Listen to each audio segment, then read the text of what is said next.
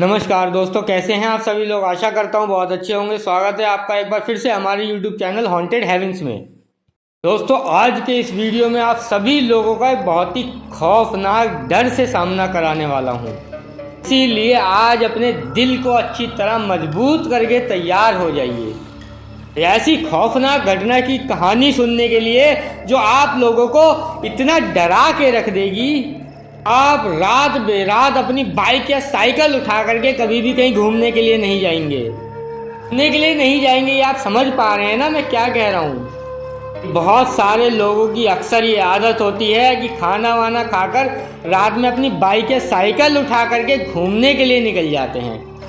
लेकिन ज़रूरी नहीं है कि घूमने जाए इंसान। अक्सर बहुत से लोगों की जॉब भी ऐसी होती है जिन्हें ना चाहते हुए भी मजबूरन रात को निकलना पड़ता है। ऐसे ही एक जॉब था खुशहाल नाम के लड़के का, जो कि बेंगलुरु में रहा करता था। वो यहाँ पर पढ़ाई भी करता था और साथ ही साथ पार्ट टाइम में कंपनी में बाइक भी चलाया करता था। आज काफ़ी सारी कंपनियों का नाम आ सकता है वीडियो में, तो इसीलिए मैं किसी भी कंपनी का नाम नहीं लूँगा। और काफ़ी फेमस कंपनी जैसे बाइक की बहुत सारी राइड की कंपनियाँ होती हैं, जोमेटो, स्विगी, ब्लिंकिट वगैरह, बहुत सी कंपनियाँ हैं, आप लोग जानते होंगे। ऐसे ही ये भी अपनी बाइक एक कंपनी में चलाता था। मैं आपको बता दूं, इसके पास इलेक्ट्रिक वाली बाइक थी, क्योंकि अक्सर लोग इस कंपनियों में बाइक या स्कूटी गाड़ी जो भी चलाते हैं तो पेट्रोल वगैरह महंगा पड़ता है, तो इसलिए इसने भी अपने पास इलेक्ट्रिक बाइक कैरी की हुई थी। अभी यही रूटीन था, दिन में ये अपनी पढ़ाई करता था और रात में पार्ट टाइम में बाइक से कस्टमर्स को छोड़ना लेने का काम करता था। एक दिन की बात है, मतलब कुछ दिन पहले की बात है, खुशहाल को कोई भी ऑर्डर नहीं मिला था, कोई राइड नहीं मिली थी बाइक पे। खुशहाल ने सोचा कि शायद आज का दिन, आज की रात मेरी ऐसे ही बीत जाएगी, तो मैं भी एक काम करता हूँ, अपनी जो ऐप है उसको बंद कर देता हूँ और घर जाके आराम से सोऊंगा। ऐप बंद करने वाला ही था कि तभी क्या देखता है कि इसके फ़ोन में तभी एक रिंग होती है और इसको एक बुकिंग मिलती है। वो बुकिंग इसके घर के लगभग 400-500 मीटर की दूरी पर से किसी लड़के को पिक करना था और बेंगलोर से एक बहुत ही आउटर वाले इलाके में उसको ड्रॉप करना था। मैंने भी सोचा कि अर्निंग तो अच्छी दिखा रहा है, मैं इसको एक्सेप्ट करता हूँ, मतलब इसको लेकर जाता हूँ। वैसे भी आज सुबह से कोई काम हुआ नहीं है, अब आया है तो क्यों मना करना। वैसे भी अभी इतनी ज़्यादा रात तो हुई नहीं है। वही इसने उसको बैठाया लड़के को और छोड़ ले करके गया। छोड़ा है बेंगलोर के, मतलब एयरपोर्ट के आउटर वाले इलाके में, वापस लौट ही रहा है। इसने क्या देखा, एयरपोर्ट जैसे ही पार हुआ कि भाई यहाँ से मेरा घर लगभग 35 किलोमीटर दूर है, बहुत अच्छा खासा टाइम लग जाएगा। लेकिन अब ये कर भी क्या सकता था। इसने सोचा धीरे धीरे चलता हूँ। टाइम यही कोई लगभग 11:15 के आसपास का हो चुका था रात का। ये आराम से अपनी बाइक धीरे धीरे राइड कर ही रहा था कि तभी इसकी इलेक्ट्रिक बाइक में अपडेट दिखा देता है चार्जिंग का। वो तो इसको दिखा कि भाई बैटरी जो है डाउन हो रही है, बाइक अपडेट मांग रही है। इसको टेंशन हो गई। इसने सोचा बाइक में अपडेट आने वाला है, अगर मैं यहाँ पर बाइक रोक के चार्जिंग में लगाता हूँ तो गड़बड़। भाई भूत प्रेत तो सब बात की बात है, तो बाद में आएंगे, उससे पहले चोर चकारे भी तो आ सकते हैं, कोई चाकू वाकू दिखाकर लूट पाट कर ले। उसने भी सोचा कि यार थोड़ा आगे जाता हूँ, खुले एरिया में चार्जिंग में लगाऊंगा, देखते हैं क्या होता है। क्योंकि वो पूरा जंगल वाला एरिया था, आउटर एरिया बिल्कुल एकदम, मतलब आप समझ सकते हैं। तो इसने अच्छी गाड़ी अपना बाइक की स्पीड वगैरह बढ़ाई और वहाँ से आगे की तरफ निकलने लगा।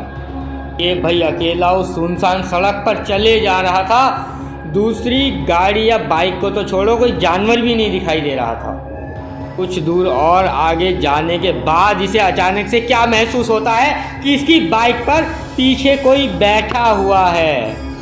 लेकिन बाइक पर तो ये काफ़ी देर से अकेला ही चल रहा था ना, लेकिन फिर भी इसको ऐसा महसूस हुआ कि पीछे कोई बैठा है। अभी तक तो सब कुछ ठीक चल रहा था, कुछ ऐसा महसूस नहीं हो रहा था, लेकिन अभी अचानक से इसको बाइक पर वेट किसी का महसूस हुआ। बाइक चलाते चलाते पीछे पलट कर देखता है तो पीछे कोई भी नहीं। लेकिन जितना इसने एक्सीलेटर दे रखा था और अकेले में जिस स्पीड में चल रही थी उतने एक्सीलेटर पे बाइक अब उतनी स्पीड पे नहीं चल रही थी। मतलब 100% कोई बैठा है लेकिन दिखाई नहीं दे रहा है। बात ऐसी थी कि इसे देखो भूत प्रेत पर तो विश्वास था, क्योंकि इसने पहले भी काफ़ी ऐसी चीज़ें फेस करी थी, महसूस करी थी और सुना भी था। इसने सोचा कि अगर मैंने अभी अपना डर यहाँ पर जाहिर कर दिया, महसूस कर दिया कि मैं डर चुका हूँ, लेकिन हो ना हो पीछे मेरे कोई तो ऐसी शक्ति बैठी है, कोई तो ऐसी चीज़ है मेरे साथ जिसे मैं देख नहीं सकता लेकिन महसूस कर सकता हूँ। इसने कुछ नहीं किया, इसने सोचा बाइक चलाता रहता हूँ नॉर्मल, जैसे अभी तक मैं चल रहा था तो ये नॉर्मल अपनी बाइक चलाता रहता है। मन ही मन में भगवान का नाम ले रहा था। इसकी हिम्मत नहीं थी कि मुंह से कुछ बोल सके। कई बार ऐसी सिचुएशन क्रिएट हो जाती है हमारे साथ कि हम स्पीच लेस हो जाते हैं। इसने धैर्य इतना बनाया हुआ था, इसका माइंड इतना शांत रखा था कि इसका दिमाग काम कर रहा था। मतलब उस डर की वजह से इसने अपना आपा नहीं खोया था। अब इसकी किस्मत कहूँ या बदकिस्मती कहूँ, थोड़ी आगे जाने के बाद इसकी बाइक सडनली बंद पड़ गई। अब इसको बहुत देर से मालूम था कि बाइक अपडेट मांगने वाली है। इसने बाइक को अब वो अपने आप ही रुक गई, अभी कुछ कर ही नहीं सकता। बाइक अपडेट होने लगी। अब जब तक वो पूरी अपडेट कंप्लीट नहीं हो जाएगी बाइक स्टार्ट नहीं होगी, चालू नहीं होगी। भी दुआ कर रहा है भाई जल्दी से अपडेट हो जाए, अपडेट हो जाए, क्योंकि इसके पीछे कोई बैठ कर आया तो था। ये डरा हुआ भी बहुत था लेकिन इसने अपना डर जाहिर नहीं होने दिया। अब भाई लगभग आधा घंटा लगा इसकी बाइक को अपडेट होने में, और ये अपनी आधे घंटे बाद अपडेट होने के बाद ये अपनी बाइक स्टार्ट करने लगा, लेकिन इसकी बाइक स्टार्ट नहीं हुई।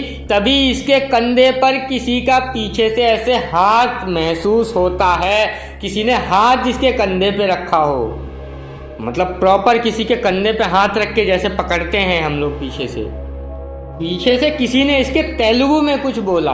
अब वो क्या बोला था मैं हिंदी में आपको बताता हूँ ताकि सबको ठीक से समझ में आ जाए। उसने बोला कि अकेले अकेले कहाँ जा रहा है, मुझे भी लेकर चल, मैं यहाँ पर नहीं रहना चाहता। तुरंत पीछे पलट कर देखता है तो क्या पाता है कि पीछे कोई भी नहीं है। पीछे दूर दूर तक कोई भी नहीं है, सिर्फ स्ट्रीट लाइटें दिखाई दे रही हैं। बहुत वहाँ पर कोहरा भी छाया हुआ है और इस माहौल ने इसे और भी ज़्यादा डरा के रख दिया कि वहाँ पर कोई भी नहीं था। इसके मुंह से कृष्ण भगवान का नाम निकल गया, हे कृष्ण भगवान कैसे भी करके मुझे बचा लो। बोल कर ये जल्दी से बाइक पर बैठा है और बैठकर इसने कृष्ण भगवान को याद किया, नाम लिया, और भाई इस बार इसकी स्कूटी फटाक से हो गई स्टार्ट।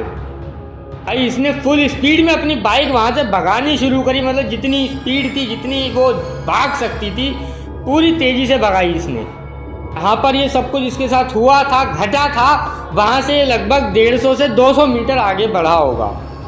से क्या दिखाई पड़ता है, जो इसका बाइक का साइड वाला मिरर था, सीधे हाथ पे मिरर जो था इसका लगा हुआ, उसमें देखता है तो क्या पाता है कि इसके बराबर में इसके पीछे पीछे बिल्कुल एक ब्लैक शैडो उड़ रहा है। कोई उड़ के इसके पीछे पीछे आ रहा है, बिल्कुल क्लियर था वो, और उसकी आंखें बिल्कुल सफ़ेद सफ़ेद अलग ही इसको क्लियर दिखाई दे रही थी।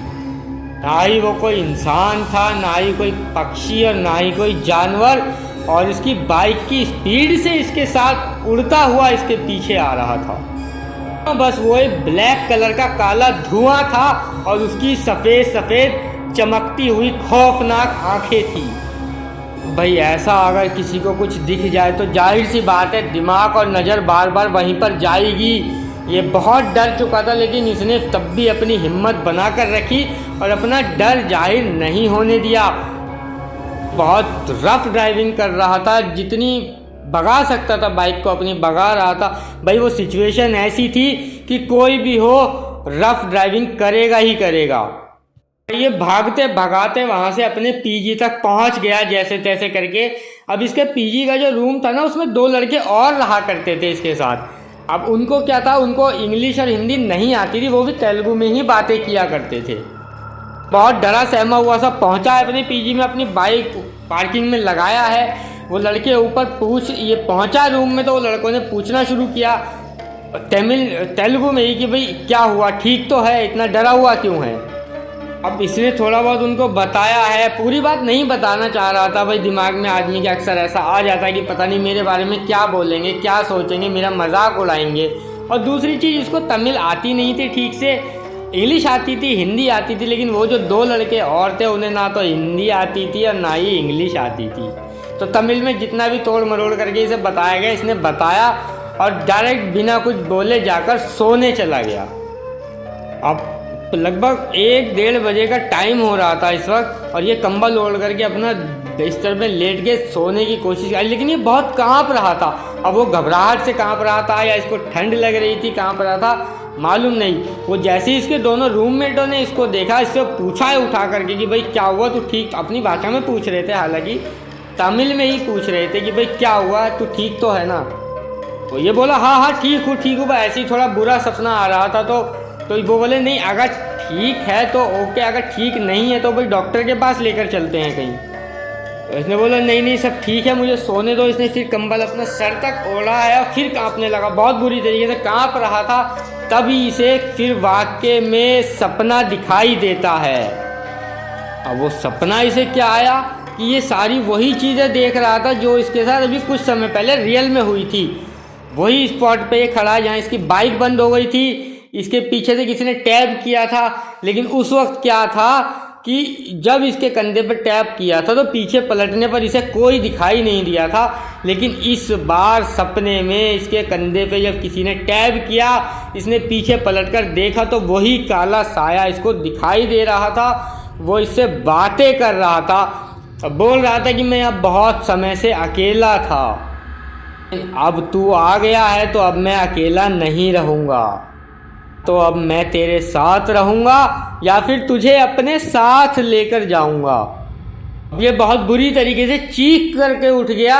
जाहिर सी बात है, इतना खतरनाक भयानक डरावना सपना कोई देखेगा तो उसकी कंडीशन क्या होगी भाई। यहाँ तो सीधी सीधी कोई भूत आत्मा, कोई शैतानी शक्ति आपको कह रही है कि मैं अपने साथ तुझे लेकर जाऊँगा।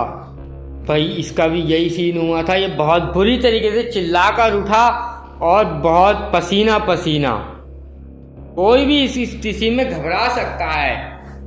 अभी इसके दोनों रूममेट जो इसके दोस्त थे उन्होंने इसको उठाया है, देखा है, इसके हाथ वहाँ चेक किया, इससे पूछ रहे हैं भाई तू ठीक तो है, सब कुछ ठीक तो है ना, बोले तो उठ और चल मैनेजर के पास। अब जो पीजी का मैनेजर था ना, वो नीचे वाले पोर्शन में ग्राउंड फ्लोर पे रहता था। अब ये लोग नीचे गए हैं मैनेजर साहब के पास, तो मैनेजर अपने रूम में नहीं थे। तो इसने ही बोला छोड़ो यार, क्या इस वक्त मैनेजर को परेशान करेंगे, और बुरा सपना था सिर्फ, इससे ज़्यादा और कुछ नहीं। अब मैनेजर जो थे वो काफ़ी एजिड थे, मतलब एक तरीके से वार्डन कह सकते हैं हम, जो पूरे पीजी के लड़कों को संभालते थे। ये भी अपने दोनों दोस्तों को बोलता है रहने दो, रात का वक्त है, इतनी अब अच्छा नहीं लगता। मतलब इसको थोड़ा ऑकवर्ड भी फील हो रहा था कि यार रात को मेरे साथ आखिर क्या हो रहा है, ये मैं किसी को कैसे क्या बताऊं। मैं तो सिर्फ इतना ही कहूँगा कि अगर कभी किसी के साथ भी ऐसा कुछ हो, ऐसा महसूस हो, तो कभी भी ऑकवर्ड फील ना करें, अपने आसपास के लोगों से बात करें, उन्हें बताएं, मदद मांगने की कोशिश करें। क्योंकि जो नेगेटिव एनर्जियाँ होती है, नेगेटिविटी जो होती है, ये नेगेटिविटी ये अक्सर आपके डर के ऊपर हावी होने की कोशिश करती है, आपके डर को और बढ़ाती है। डर को बढ़ाने का मतलब है जैसे जैसे आपका डर बढ़ता जाएगा, ये आपको अपने अंदर अपने शिकंजे में कसती जाएंगी। आप अपने अंदर अंदर इस बातों को दबा कर रखोगे, डरते रहोगे अंदर ही अंदर, तो ऐसी चीज़ें आपके ऊपर पूरी तरह से हावी हो जाएंगी। इसने भी यही किया, किसी को कुछ नहीं बताया, अंदर ही अंदर डरता रहा। ये लोग फिर ऊपर आ गए और अपने कमरे में गए हैं, लेकिन ये रात भर नहीं सोया, सुबह हो गई। ये पूरी रात इसने जाग कर बिताई, फ़ोन चलाता रहा, देखता रहा, डरता रहा, अपने डर से लड़ता रहा जैसे तैसे करके। और इसके चलते इसको फीवर भी बहुत ज़्यादा हो चुका था। हालांकि नॉर्मल जो दवाइयाँ फीवर के लिए घरों में रखी जाती हैं, इसने वो दवाई भी ली थी, लेकिन कोई असर नहीं हुआ। वो फीवर सुबह होते होते बहुत ज़्यादा बढ़ चुका था, इसकी हालत बहुत ज़्यादा ख़राब हो चुकी थी। उसने सोचा कि यार अब तो मैनेजर अंकल के पास मुझे जाना ही पड़ेगा, हॉस्पिटल वगैरह तो वो ले जाएंगे, लेकिन उनसे अब मेरे को डिस्कस करना पड़ेगा कि मेरे को कोई चीज़ रात को बहुत ज़्यादा डरा रही है। सोचा घर वालों को बताऊंगा तो घर वाले बहुत ज़्यादा डर जाएंगे, लेकिन अगर अंकल को बताऊंगा तो अंकल समझदार हैं, उम्र दराज हैं, वो समझ सकते हैं, चीज़ को हैंडल कर लेंगे। जाता है मैनेजर अंकल के पास और उनको जाकर पूरी बात बताता है। अंकल बोलते हैं तू पागल है क्या, अगर ऐसा ऐसा हो रहा था तो मेरे को रात को ही बता दिया होता, मुझे रात को ही फ़ोन लगा देता अगर मैं कमरे में नहीं था तो। आता तुरंत तेरे पास भाग कर, ये सारी चीज़ें छुपाई दबाई नहीं जाती। इनके पीजी से थोड़ी दूर पर ही एक इस्कॉन मंदिर था, तो मैनेजर अंकल जो थे वो कहते हैं कि तू चल मेरे साथ, अभी इस्कॉन मंदिर चलते हैं। वहाँ के जो बड़े मतलब गुरुजी थे वो इनके मैनेजर अंकल के बहुत अच्छे खासे जानने वाले थे, और वो इस्कॉन मंदिर इनकी पीजी से ज़्यादा दूरी पर भी नहीं था। इन्होंने मत्था वगैरह टिकवाया है, पूजा करवाई, हाथ पैर जोड़े हैं कृष्ण भगवान के, और जो वो गुरुजी थे उनको सारी बात कट्टू A to Z बताई। तो वो कहते हैं गुरुजी कि मैं कृष्ण भगवान का चंदामृत इसको दे सकता हूँ, सिर्फ इसके लिए दुआ प्रार्थना कर सकता हूँ, बाकी इससे ज़्यादा मैं कुछ नहीं कर सकता। अगर संभव हो तो आप किसी इसे अच्छे बाबा या तांत्रिक पुजारी के पास लेकर जाइए। मैं कोशिश करता हूँ हमारी संस्था में किसी के पास ऐसा कोई जानकार व्यक्ति हो या कुछ हो तो मैं आपको हेल्प करने की कोशिश करता हूँ। अब इस गुरुजी ने पता नहीं किससे बात करी, कहाँ फ़ोन किया, जो भी किया हो, इनको एक तांत्रिक बाबा का नंबर मतलब एड्रेस पता मिला। इन्होंने उसको मैनेजर अंकल को नंबर दिया, वो मैनेजर अंकल खुशहाल को लेकर अपने उस तांत्रिक बाबा के पास गए। तांत्रिक बाबा ने इसको देखते के साथ ही बोल दिया कि बहुत अच्छा किया बेटा जो तू यहाँ पर आ गया, अगर सिर्फ एक रात तू और काट लेता या रुक जाता तो तू जिंदा नहीं बचता। बाबा कहते हैं कि जो कुछ रातें ऐसी होती हैं जिसमें कि शैतानी शक्तियाँ बहुत ज़्यादा हावी हो जाती हैं, और आज की वही रात है जिसमें शैतानी शक्तियाँ बहुत हावी होती हैं। बाबा जी कहते हैं अब बिना रुके हम जल्दी से कुछ ना कुछ उपाय करते हैं। तो ये भी कहता है हाथ जोड़ते हुए कि हाँ बाबा जी ठीक है कीजिए। तांत्रिक बाबा ने कुछ यंत्र बनाए, उनको ताबीज़ों के रूप में ताबीज में डालकर इसको दिया है गले में डालने के लिए। कुछ और चीज़ें अलग से दी कि इसको अपने पूरे कमरे में छिड़कना है तुझे, और कुछ चीज़ तकिया के नीचे रखने के लिए भी दी, और कहा चाहे कुछ भी हो जाए 3 दिन से पहले अपने कमरे के बाहर मत निकल जाइयो, ये सोच ले कि 3 दिन के लिए तुझे जेल में बंद कर दिया गया है, क्योंकि जैसे ही तू इस चीज़ को अपने कमरे में छिड़काव करके अंदर घुसेगा वो शक्ति तेरे से अलग होकर बाहर ही ठहर जाएगी, अंदर प्रवेश नहीं कर पाएगी, और जैसे ही तू घर के बाहर निकलेगा वो फिर तेरे ऊपर हावी हो जाएगी। इसीलिए कुछ भी करके बाहर मत निकलना। वो 3 से 4 दिन तेरा घर के बाहर इंतज़ार करेगी, हो सके तो 4 दिन घर के बाहर मत निकलना, एक दिन फालतू लेकर चल। वो खड़ी रहेगी घर के बाहर तेरे, किसी और के पीछे नहीं जाएगी, क्योंकि वो सिर्फ तेरे पीछा करते करते आई थी। ठाल ने बोला ठीक है बाबा जी ऐसे ही करूँगा। तो बाबा ने कहा हाँ ठीक है जा बेटा, सब कुछ ठीक हो जाएगा, भगवान का नाम लेता रहे, भगवान को याद करता रहे। जो जो सब चीज़ें बाबा ने इसे बताई थी इसने वो सारी चीज़ बिल्कुल विधि विधान नियम के साथ करी, और फाइनली चौथे दिन ये घर से 5वें दिन ये घर से बाहर निकला तो इसे क्या महसूस हुआ कि मैं बिल्कुल थोड़ा फ्रेश फील कर रहा हूँ, फ्री फील कर रहा हूँ, किसी भी तरह की कोई भी नेगेटिविटी महसूस नहीं हो रही है अपने आसपास। मतलब एक था ना जो इसे भारीपन महसूस हो रहा था वो सब कुछ ख़त्म हो चुका है। अब इसे ना कोई डरावना सपना आ रहा है, ना डर लग रहा है, ना कोई भूत प्रेत शैतान पिशाच इसे अपने पास महसूस हो रहा है। पूरी घटना की जानकारी मुझे खुद खुशहाल ने ही इंस्टाग्राम पर लिखकर भेजी है और कहा सबको बताओ, एक अच्छी सीख मिलेगी। मैंने भी सोचा कि भाई आप लोगों के सामने लानी चाहिए ये चीज़। तो इसी एक नोट के साथ आज इस कहानी का यहाँ पर अंत करते हैं। आशा करता हूँ आपको कहानी अच्छी लगी होगी। अगर अच्छी लगी हो तो प्लीज़ कमेंट करके बताइए, लाइक करना ना भूलें और चैनल को सब्सक्राइब ज़रूर करें। और अगर आप लोगों के पास भी ऐसा ही कोई किस्सा या कहानी है तो मुझे इंस्टाग्राम पर लिख भेजिए या जीमेल पर लिख भेजिए, दोनों चीज़ आपको डिस्क्रिप्शन में मिल जाएगी। आज के लिए बस इतना ही। गुड नाइट, शुभ रात्रि, शब्बा खैर। कल फिर से मिलते हैं खौफनाक से नए एपिसोड के साथ।